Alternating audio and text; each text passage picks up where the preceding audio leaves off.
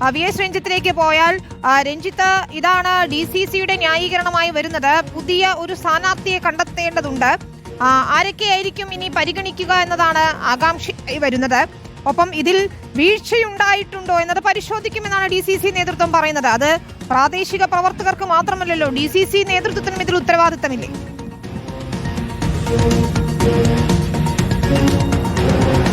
വിനിത, ഈ VM വിനുവിനെ സംബന്ധിച്ച് അദ്ദേഹത്തെ ഈ കളത്തിലിറക്കാൻ വേണ്ടി കോഴിക്കോട് കോർപ്പറേഷന്റെ മേയർ സ്ഥാനാർത്ഥിയായി ഉയർത്തിക്കാണിച്ചൊരു താരമുഖത്തെ കൊണ്ടുവരാൻ DCCക്ക് ഉണ്ടായിരുന്ന ഏറ്റവും പ്രധാനപ്പെട്ട ഒരു വെല്ലുവിളി ഒരു ഷുവർ ഡിവിഷൻ കൊടുക്കുക എന്നുള്ളതായിരുന്നു. അതിൽ പാറോപ്പടിയും മലാപ്പറമ്പും ഒക്കെ പരിഗണിച്ചിരുന്നു, ചേവരമ്പലം ചേവായൂരൊക്കെ പരിഗണിച്ചിരുന്നു. പക്ഷേ കുറച്ച് ഉറപ്പുള്ള ഒരു സീറ്റ് എന്ന രീതിയിലും മറ്റു വലിയ തർക്കങ്ങളില്ലാത്ത സീറ്റ് എന്ന രീതിയിലുമാണ് കല്ലായി ഡിവിഷനിലേക്ക് എത്തിയത്. VM വിനുവിനെ കല്ലായിൽ പ്രഖ്യാപിച്ചപ്പോൾ കല്ലായിൽ പ്രാദേശികമായ ചില എതിർപ്പുകളൊക്കെ ഉണ്ടായിരുന്നു. അവിടുത്തെ മണ്ഡലം പ്രസിഡന്റിന്റെ പേര് നേരത്തെ ഉയർന്നു കേട്ടിരുന്നു.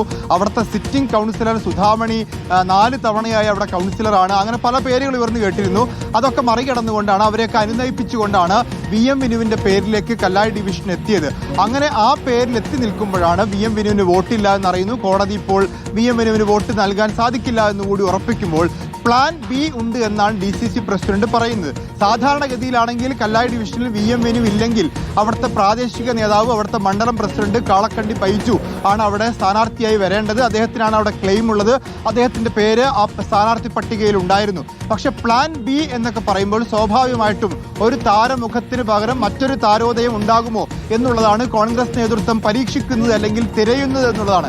അല്ലെങ്കിൽ ഇന്ന് തന്നെ പ്രഖ്യാപിക്കാവുന്നേ ഉള്ളൂ. ഈ ഒരു പ്രാദേശിക നേതാവിന് കൊടുക്കാനാണെങ്കിൽ ഇപ്പോൾ തന്നെ ഈ വാർത്താ സമ്മേളനത്തിൽ തന്നെ പ്രഖ്യാപിക്കാൻ സാധിക്കുന്ന തരത്തിലുള്ള കാര്യങ്ങളേ ഉള്ളൂ. പക്ഷേ ഒരു പ്ലാൻ B ഉണ്ട്, അത് ഞങ്ങൾ നാളെ പ്രഖ്യാപിക്കാമെന്ന് പറയുമ്പോൾ ഒരു 24 മണിക്കൂർ സമയത്തിനുള്ളിൽ മറ്റൊരു സ്ഥാനാർത്ഥിയെ, അത് കോഴിക്കോട് കോർപ്പറേഷനകത്ത് വോട്ടർ പട്ടികയിൽ പേരുള്ള, കോൺഗ്രസിനോട് ആഭിമുഖ്യമുള്ള, സ്ഥാനാർത്ഥിയാവാൻ താല്പര്യമുള്ള ഒരു സെലിബ്രിറ്റിയെ, ഒരു താരമുഖത്തെ കണ്ടെത്തുക എന്നുള്ളതാണ്.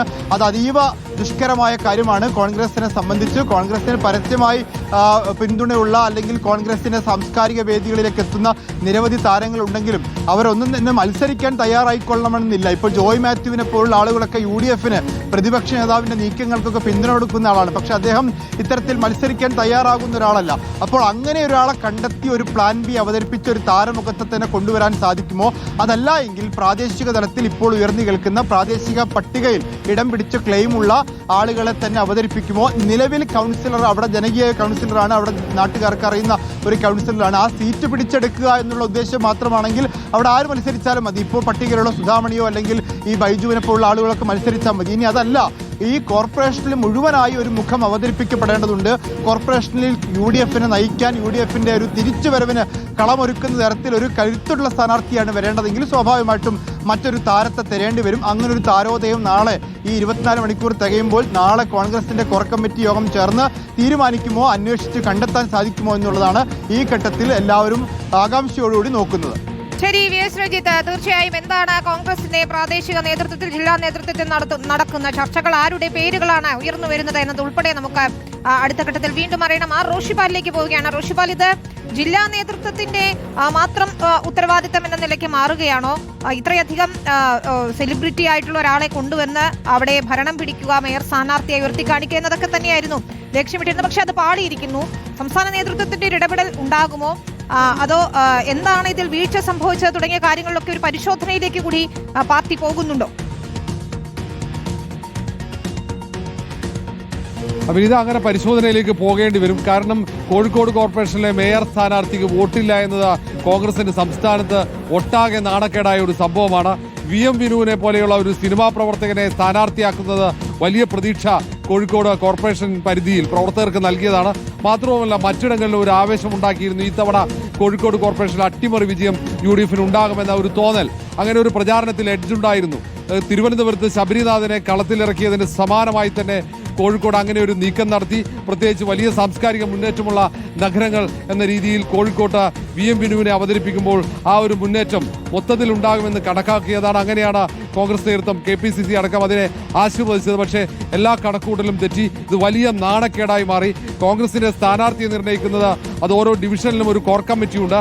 ആ കോർ കമ്മിറ്റി തീരുമാനമെടുത്ത് പിന്നീട് നിയോജക മണ്ഡലം കോർ കമ്മിറ്റി അതിന് അനുവാദം നൽകിയതിനു ശേഷം നിയോജകമണ്ഡലം കോർ കമ്മിറ്റി ചെയർമാനാണ് അത് ജില്ലാ കോൺഗ്രസ് കമ്മിറ്റിക്ക് നൽകുന്നത്. പിന്നീട് ജില്ലാ കോൺഗ്രസ് കമ്മിറ്റിയാണ് ആ സ്ഥാനാർത്ഥിയെ പ്രഖ്യാപിക്കുക. ഇങ്ങനെയാണ് കോൺഗ്രസ് ഈ തെരഞ്ഞെടുപ്പിൽ എല്ലായിടത്തും അത് കൃത്യമായി തന്നെ നടപ്പിലാക്കിയിട്ടുണ്ട്. അതുകൊണ്ട് ഏതെങ്കിലും തരത്തിൽ സഹായം വേണമെങ്കിൽ മാത്രമാണ് KPCC നേതൃത്വം ഇടപെടൂ. ഇപ്പോഴത്തെ സാഹചര്യത്തിൽ KPCCക്ക് ഇടപെടേണ്ട സാഹചര്യമില്ല എന്നാണ് പറയുന്നത്. രമേശ് ചെന്നിത്തലയ്ക്കാണ് കോർപ്പറേഷന്റെ തെരഞ്ഞെടുപ്പിന്റെ ചുമതലയുള്ളത്. രമേശ് ചെന്നിത്തലയും ജില്ലാ കോൺഗ്രസ് കമ്മിറ്റി അധ്യക്ഷനും അതേപോലെ തന്നെ അവിടെയുള്ള പ്രധാനപ്പെട്ട KPCC ഭാരവാഹികളുമായൊക്കെ ആശയവിനിമയം നടത്തുന്നുണ്ട്. ഏറെ വൈകാതെ തന്നെ മേയർ സ്ഥാനാർത്ഥിയുടെ കാര്യത്തിൽ ഒരു തീരുമാനമുണ്ടാകും. പക്ഷേ ഏതായാലും ഈ നാണക്കേട് ഉണ്ടായത് വലിയ വീഴ്ചയാണ്. അത് ആദ്യമേ ഇങ്ങനെ ഒരു സ്ഥാനാർത്ഥിയെ തീരുമാനിക്കുമ്പോൾ വോട്ടർ പട്ടികയിൽ പേരുണ്ടോ എന്നത് പരിശോധിക്കേണ്ടിയിരുന്നു. അത് ആ ഡിവിഷനിലാണ് പരിശോധന നടക്കേണ്ടിയിരുന്നത്. ഡിവിഷനിലെ കോർ കമ്മിറ്റി അത് പരിശോധിച്ചില്ല. പിന്നീട് നിയോജകമണ്ഡലം കോർ കമ്മിറ്റിയുണ്ട്, അവരും അത് പരിശോധിച്ചില്ല. പിന്നീട് ജില്ലാ കമ്മിറ്റിയിലേക്ക് എത്തുന്നത് അന്തിമമായാണ്. അവിടെ സ്വാഭാവികമായും പരിശോധനയ്ക്കുള്ള സാധ്യതയില്ല. ഏതായാലും ഇത് ഡിവിഷൻ കോർ കമ്മിറ്റിയിൽ വന്ന വലിയ വീഴ്ചയാണ്. അതുകൊണ്ട് അതിന് ഉത്തരം പറയേണ്ടി വരും. ആ കാര്യത്തിൽ ഒരു അന്വേഷണത്തിന് സാധ്യതയുണ്ട്. ഏതായാലും ഏറെ വൈകാതെ അത് KPCCയുമായി ബന്ധപ്പെട്ട കൂടുതൽ വിവരങ്ങൾ ഇക്കാര്യത്തിൽ നമുക്ക് ലഭ്യമാകും. വിനീത, ശരി, നേതാക്കളുടെ പ്രതികരണം ഉൾപ്പെടെ ഇക്കാര്യത്തിൽ തേടേണ്ടതുണ്ട്. ആർ റോഷിപാലും VA സുജിത്തുമാണ് വിവരം നൽകിയത്.